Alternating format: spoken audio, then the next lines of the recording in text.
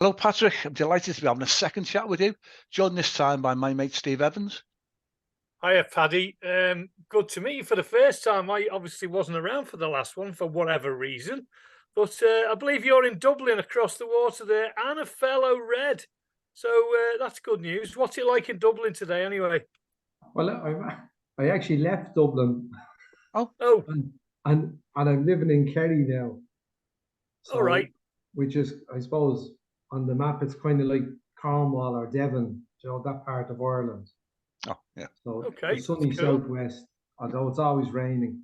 I was going to say, is it sunny there today? Obviously not. It's raining. Yeah. We actually had some bit of sun, so it wasn't too bad. All But right, it's fair the enough. heaviest. So, It's the heaviest rainfall in Ireland is County Kerry. yeah. So is it nice countryside though down there, isn't it? It's beautiful. It's beautiful, lovely. Yeah, I indeed. bet it is. Yeah. I know. Anyway, fabulous. just going back to football. What was the last game you got to see at Anfield then? Do you know what? It's a couple of years, and I was thinking about this one. I remember my first game was '86, and we won the league and cup double, I think, that year. And I remember that game. Ronnie Whelan scored a hat trick. So that was Ogrizovic. So former Red, yeah, Oggy. He was in goal for Coventry. We beat Coventry. And I remember my first game was in 1978 when I seen Liverpool, and that was in Dublin. They come over to play an Irish selection, and Johnny Giles was down on that. Can't remember him playing because I was just enthralled by the Reds even then, But the last game I was at Anfield that I can remember was funny because one of the lads, we went as a package deal, one of these tour operator kind of things. Yeah. So we went, and anyway, and we were literally given our tickets as we were getting off the coach going into Anfield. And next of all, I'm walking up and up the stairs, and I only copped on the ticket I had severely restricted view. Oof. So I'm trying to remember. I think it was the very, very back. We were the Anfield Road then, so we're behind the goal opposite. Yeah, I'd say it was the Anfield Road then. But literally, we were the back row, and when the ball went above head height, it disappeared.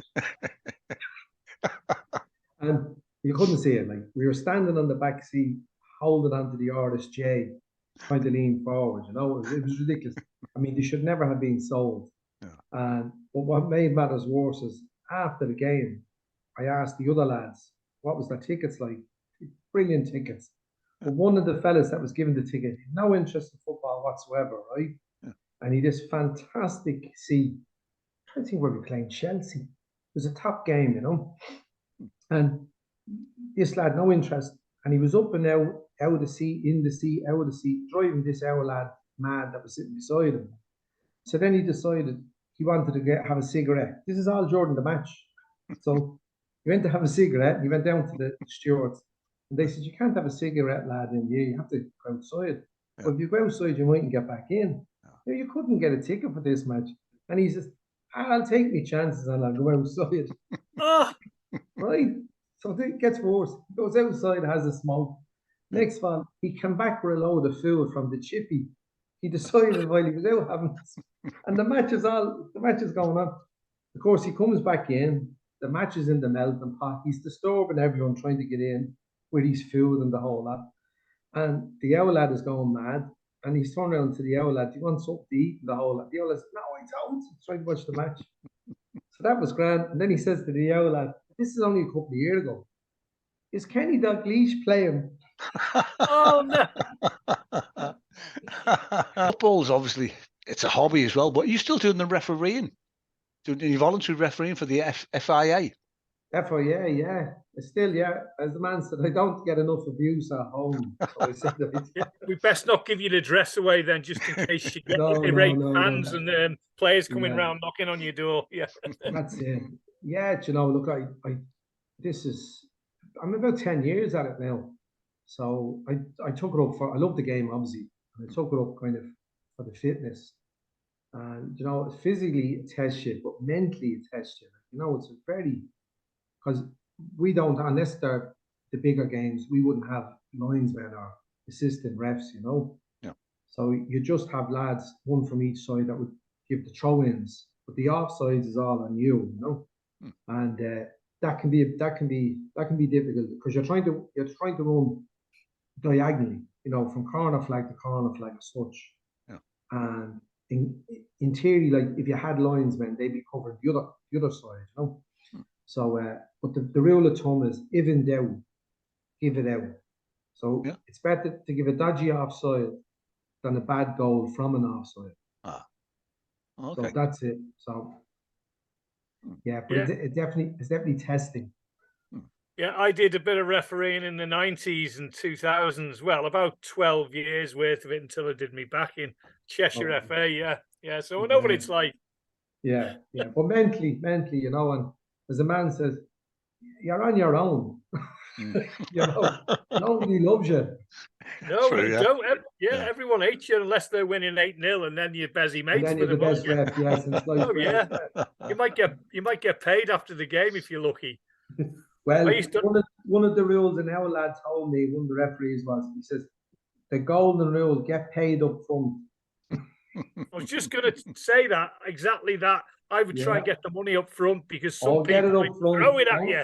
Yeah, don't start, get it up front, and then look at it, things turn bad, at least you're running with the money.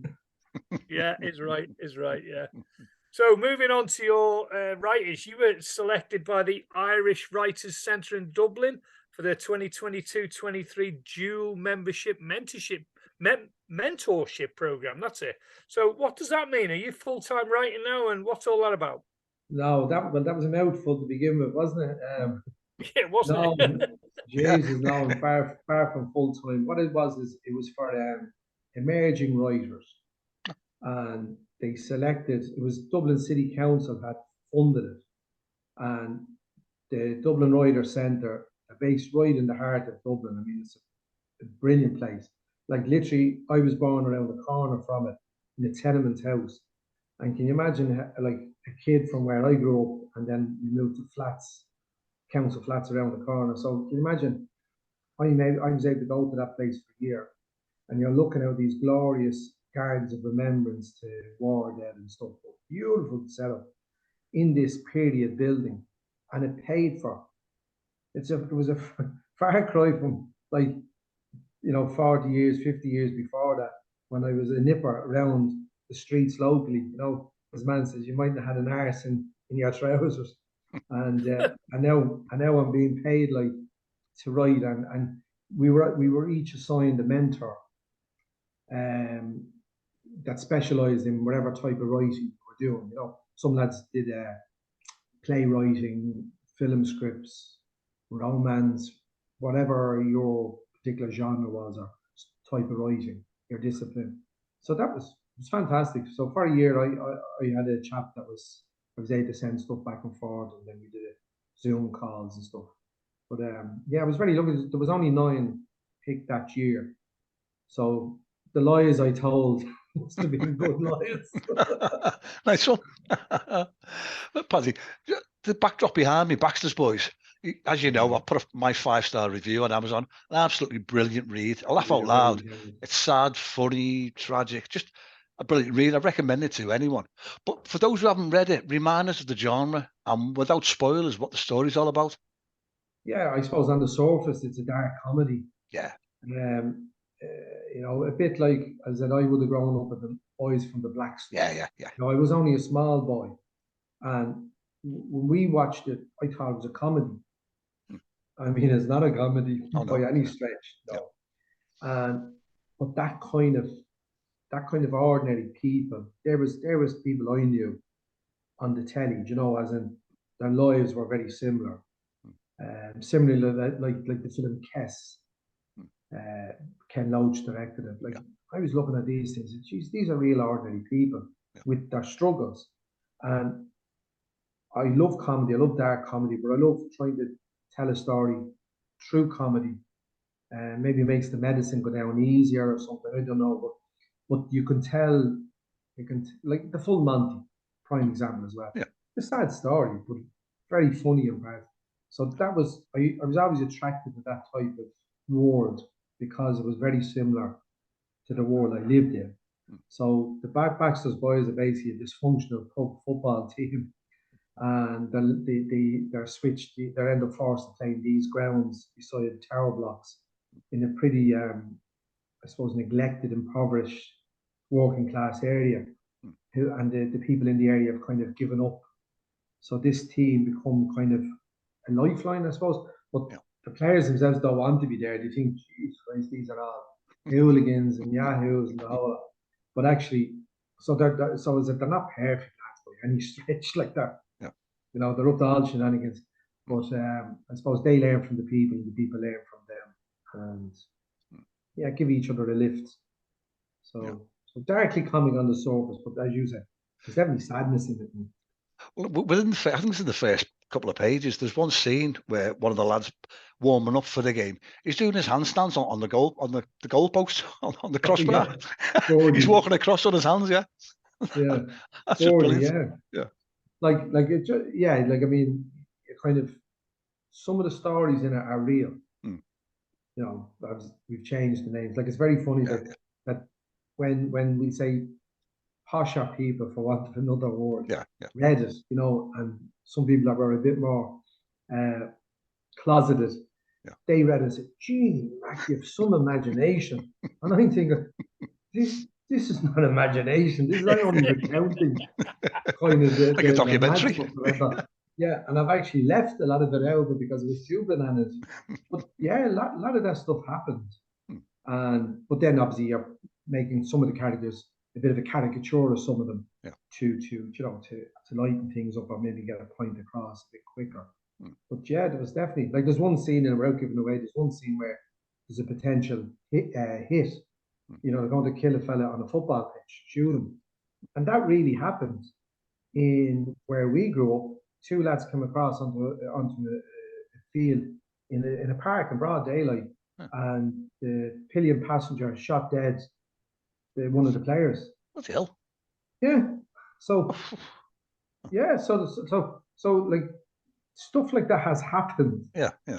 And you're, as I said, you're trying to pick little stories, put them together, mix them up, and then make it a bit more palatable.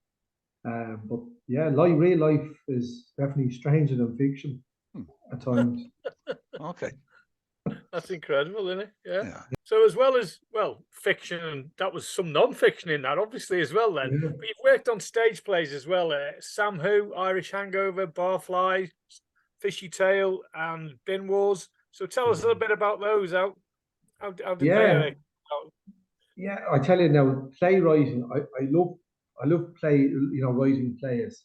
But the biggest problem is it's so time consuming. Because it's amateur, we have to build sets, rehearse, and especially if there's more than two people, the logistics of trying to get people together on a certain night. They might have kids that are sick or elderly parents or working overtime. It could be a nightmare, especially if there's a big cast. And kind of unfortunately, a lot of the stuff I write seems to have the troupe as big as something you'd see in the West End, So while I do love it, it's very time consuming, and then it does detract from the other writing. So I'm going to have to limit the playwriting, even though I love it, and you get an instant reaction, and it's brilliant. It's brilliant if you do something right, and you get a whole room exploding at the right time, laughing, that's such a wonderful feeling, but it's very time consuming. But and then the ideas are mad. Like one of them, like that one, Sam Who. So that's basically based on the Sam Maguire Cup, which in Ireland, that's the equivalent of your FA Cup, would you say? Yeah. And these two guys, so it's like the Irish Hangover. So think the Hangover film. Yeah. So two guys wake up in a hotel bedroom with this cup, the Sam Maguire, which is kind of like your FA Cup. Yeah. And first of all, they've no idea what the cup is. Didn't have a clue. And then in flashbacks, we find out how the cup has ended up in their possession. To make matters worse, then, they're not only in the wrong hotel room, they're in the wrong hotel, in the wrong county altogether. and there's a strange woman asleep in the bath. So it's just bananas told in a series of flashbacks. So yeah, have you got Mike Tyson in there as well, knocking everyone out? And the tiger, yeah. We couldn't afford them. But sometimes, yeah, a simple idea is now that was pure comedy. I love I like, you know, a bit of slapstick comedy as well. Yeah. But the grown up and Laurel and Hardy, Yeah. Harold Lloyd and all these kind of guys, you know. And I love that as well. No, because people want to be entertained. Yeah. I think there's too much. You see there's too much serious. Well, sorry, for me, there's an awful lot of serious stuff out there. And at times, I think it can alienate the ordinary person who wants a bit of entertainment, as opposed to the experience of a lifelong theatre goer who's been maybe brought up on that, you know, they've gone as a child, their parents and grandparents before them. Whereas most of the people that I put on shows for have probably never been in a big theatre and don't want to be. They want to can't sit still for an hour or 2 hours or 3 hours, whatever. Yeah. So these kind of series of short plays we do are like it's a 1 hour show, 3 plays of 15 minutes. We do a kind of a bit of an intermission, you do something, and that's enough. And everyone's happy. So, and it's easier to write and there's less cast. Of course, yeah. But talking about writing the dramas, I was lucky enough, you sent me an art copy of the screenplay, No Time for Cowboys, which I thought was brilliant. What's happening with that? Have you had any good news, maybe? Getting a green light? Well, we sent that to the guy I co-wrote it with. He had a film, he's an actor, like that was his thing. He had read Baxter Boys. I didn't know the chap. And he'd read Baxter Boys, and he kind of, there was a couple of elements in it, some of the serious stuff in it that he goes, I like that, you know, that kind of storytelling. Yeah. So he had this idea for No Time for Cowboys, which is basically about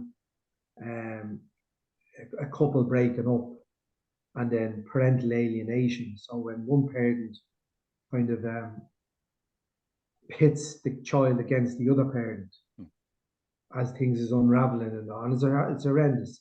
And unfortunately, it's becoming bigger and bigger. So it'd be a bit like, remember all the dads that were dressed up as superheroes, Spider-Man and things, Do you remember all? And so it's kind of a story about that, as you know. So we sent it out. We definitely have a couple of fellas interested, a couple of production companies interested. And I suppose when we wrote it, I was only at the finishing Baxter Boys, and I was in that kind of Baxter Boys. It's nearly like it's like a soap opera for want of a better word or something. But a film is a different style of writing. And the guy Les Martin, who I co-wrote it with, he was just on the back of a feature film he did about 2 guys getting out of prison. So we the redraft, and we're getting there because it's a totally different genre. But we are getting there, and we have good interest in it. And it's a story that needs to be told. Just to give a perspective from somebody that is suffering, you know, is in the wrong end, whether a man or a woman. Most times, look, percentage-wise, it is a man. It does happen to women also. And we want to shine a light on this. So we're hoping the redraft, we're working on this about 18 months now, Terry, Steve.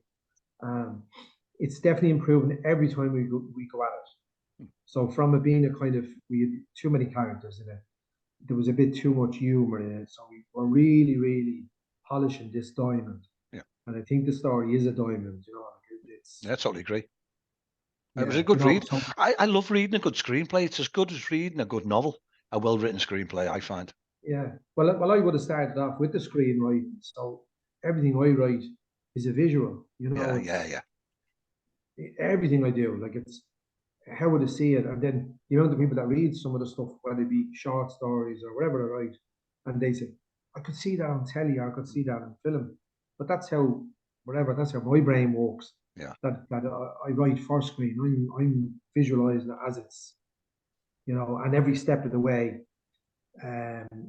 Obviously, screenwriting doesn't have to be. They're not looking for prose, you know. They're not looking for. It's action, isn't it? Dialogue is a huge part, and then it's functional stuff, you know. It's to the point. So as a fella said to me, one of the tutors I had one time was with screenwriting was arrive late, leave early. So each scene, arrive as late as you can to that scene and leave as early as you can, with the audience knowing what happened. You know, you don't have to spoon feed it. The audience is more intelligent than you know. You have to trust their intelligence that they will get the story, they'll follow it, and they will. You know, you don't need to, as I said, spoon feed them every step of the way, and it's a huge skill. You know, it's a thing you really have to work hard on. But we're getting there. Yeah. Oh, good luck with that. Thank Excellent. You. Yeah, good stuff.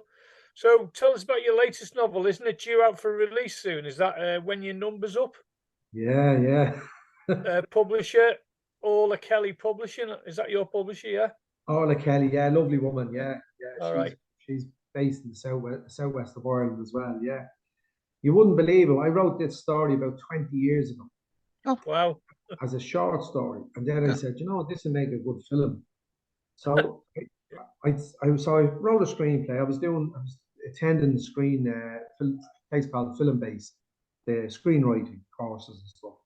And I said, that's what I really wanted to get into. So I said, I'm going to write this as a screenplay. And I did. And I sent it to the BBC. And I said, I know we can all give out about the BBC and this, that, the other, but they're a fantastic service to new writers, because a lot of places won't accept unsolicited manuscripts. And the BBC will. And you know, you wait a long time. I think it takes about 2 months, you know. So in fairness to them, I got great feedback. And then normally what they do is they read 10 pages. And if it doesn't catch their interest in 10 pages, it's sorry, but no, you know, you get a postcard, thanks, but no thanks, you know. Yeah. And that's fair enough. They're getting thousands of scripts every year. So I got a bit further than the postcard, and I actually got feedback from them. It was sent out to other readers. So they read the entire thing, you know, and they felt it was a little bit short. Loved the twists and turns. Yeah. They just felt there wasn't enough for a feature film. You know, a lot of the times the BBC are not going to give you the money to make a feature film as an unknown. Yeah. But what they tend to do is they look at your style of writing, and then maybe if they like your style of writing, so say you wrote a science fiction book, film, they might bring you in to do a bit of shadowing on the writing of Doctor Who. They might get you to write a couple of scenes in that, or eventually an episode, or you know. So they're all the time looking for people. So they do give you a chance, which is great. So I got feedback. Obviously, I was married then, had kids, and chaos happened. And I said, I shoved all the writing into a drawer and I left it for years. Yeah. So I went back to it there not that long ago, and it says, do you know what? I'm going to put this into a book. So in fairness, with the advice I got from the BBC 18, 19, 20 years ago, leaving it live for that length of time, and going back to it and then rewriting it, it's definitely improved. It's definitely through life experiences, and you know, you're definitely a better writer as you get older. Oh yeah, you've seen more things. You can write with more. Yeah. There's more. What's the word? Experience. More authenticity, isn't it, in the writing? Because you've been through these emotions. You've been through it, yeah.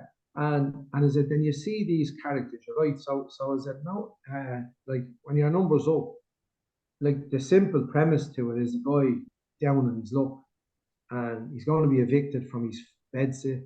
His girlfriend's left, and he's about to lose his job, and he's just failed. He's failed at life. He's 44. He's failed, and he goes and he ends up drinking on the street. Meets this down and out lad, and shares a bottle of wine with him in the hall.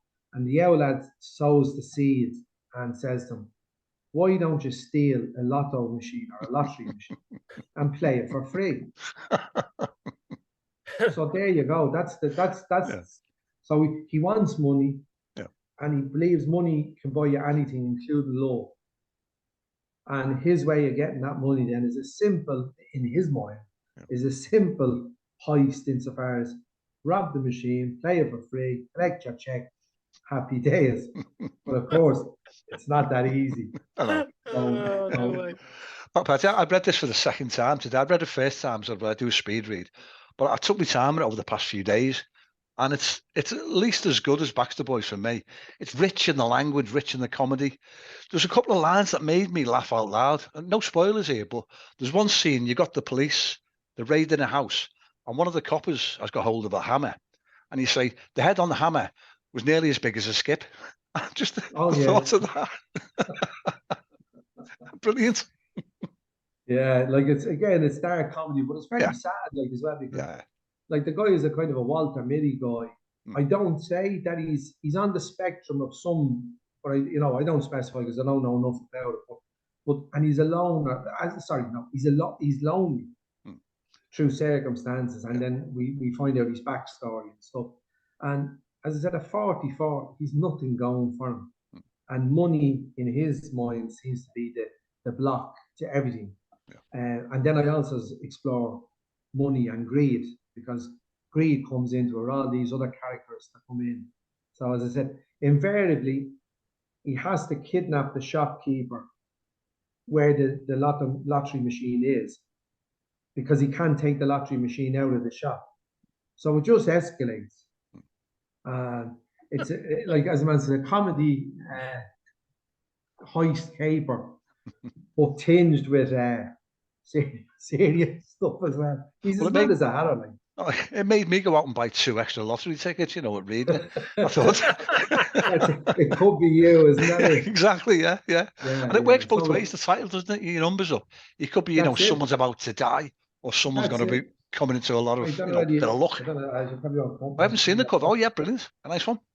Yeah, and then there's a chair. You can probably see it. But there's Jaws. Yeah, Jaws. That's his best pal. Yeah. So that just tells you about his life, that his best pal is a goldfish. Yeah. And but yeah, it's, as I said, when your number's up, so it's because obviously, like, the best plans, they don't go to plan, Yeah. And it's chaos. It's a brilliant read. Yeah.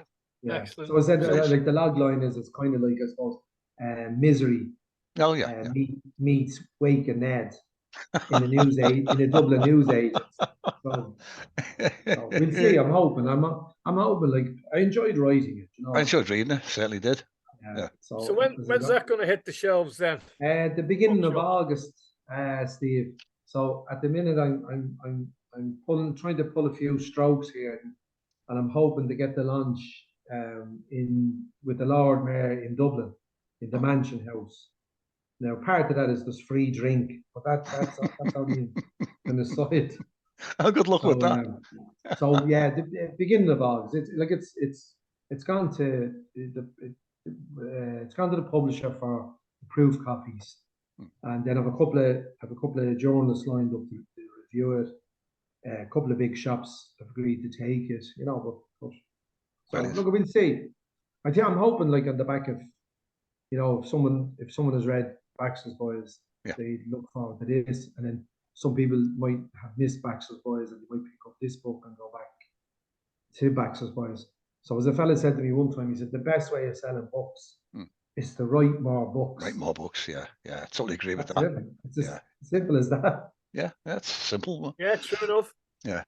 We've connected on Twitter and Facebook. Are you using any other social media for promotions? Are you using TikTok? Facebook is definitely the best for me. Yeah.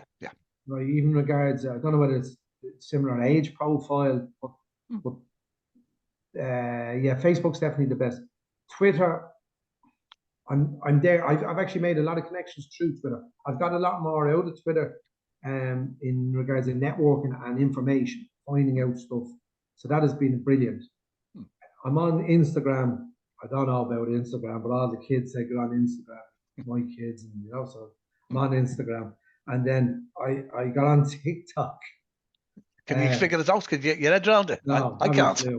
I tried it. I thought, nah, stop that. I put a video on it, haven't I? But anyway, so on LinkedIn. I'm on LinkedIn, but not seriously active. So for me, number one would be Facebook. Yeah. Then Twitter. Yeah.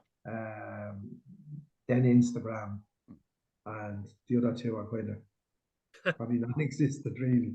They're there, but they're there the name only, I suppose. Yeah.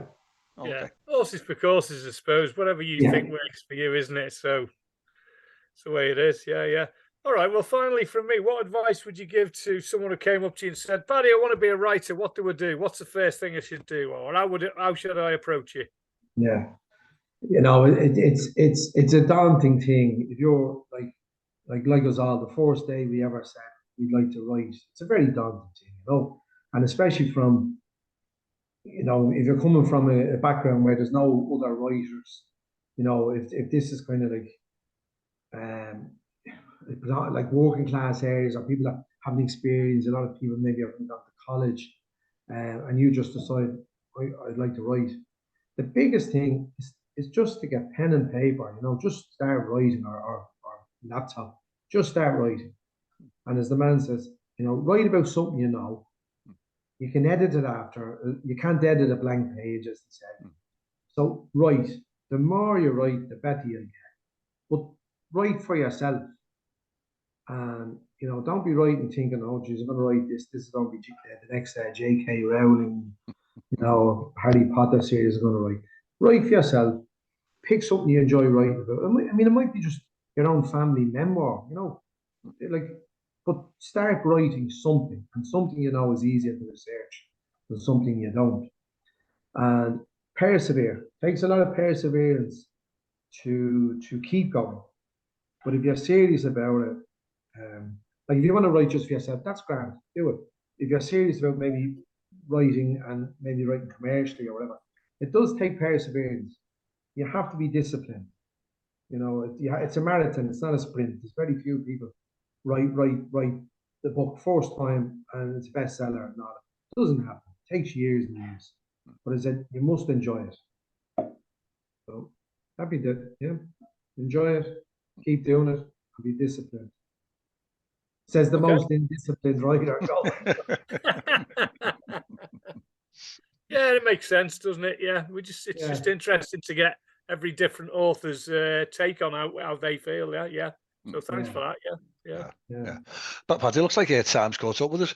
But I've really enjoyed this, as usual. Talking with you was as good as the first time.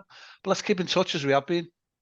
Definitely, and as I said, I'll be over. The daughter is still in John Moore University, so she'll be there for. She's done her first year, so she'll be there for another 2 years. She's doing nursing, so I'll be back and forth to Liverpool.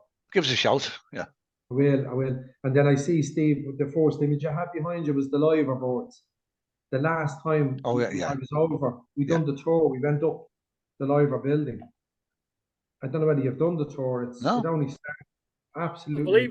I believe it's fantastic. I've not done it, but I've spoke to people that have, and it's well worth doing. I'll tell you, it's incredible for all the years. I mean, look, you see it every other day. Do you know what I mean? But it's iconic, and to get the chance to go up was incredible. And I was always fascinated by the building.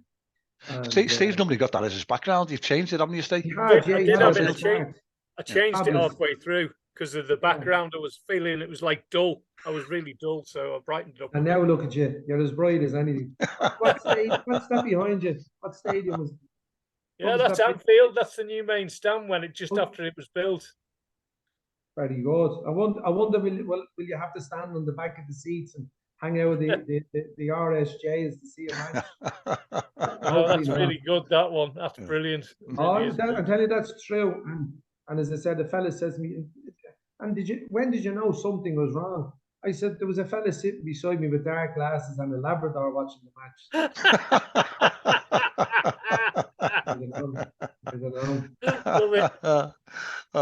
But Paddy, looks like the time really has caught up now. It really has. We'll say thank you very much, and you take problem. care. Thanks very much. And have a great one. No problem. Nice to meet you, Steve. Thanks very much. Yeah, and you, Paddy. Lovely. You soon, Cheers, Paddy. Yeah. Cheers. Thank you. Cheers. Thanks a lot.